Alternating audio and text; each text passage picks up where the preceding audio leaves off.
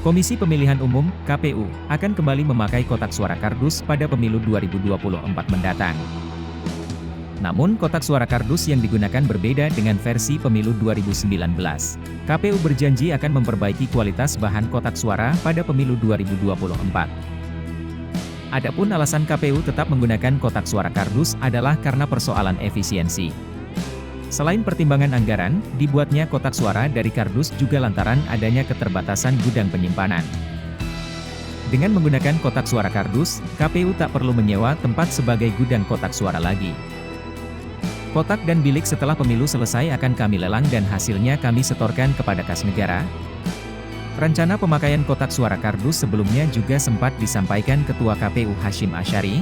Ia memastikan kotak suara berbahan kardus akan digunakan lagi pada pemilu 2024. Masih digunakan, saya pastikan masih digunakan, ujar Hasyim kepada wartawan di Gedung Merah Putih KPK, Mei 2022 lalu.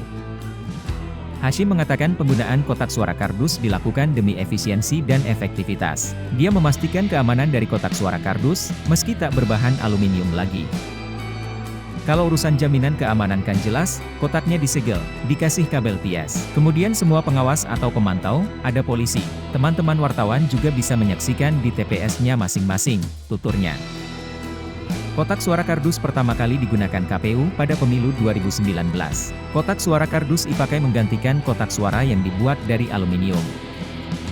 Keputusan KPU itu sempat menuai kritik. Kotak suara kardus dinilai mudah rusak dan dapat mempengaruhi integritas pemilu.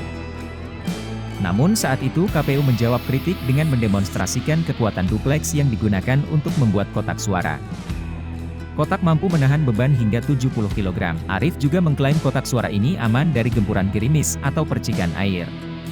Air tak tembus ke dalam, ujar Arief.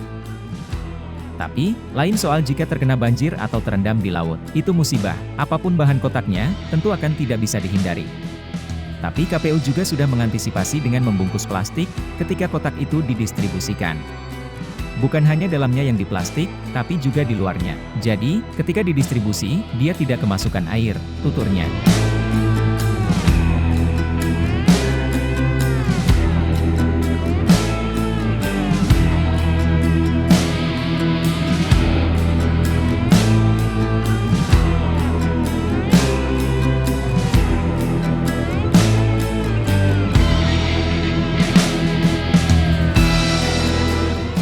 Terima kasih sudah nonton, jangan lupa like, subscribe, dan share ya!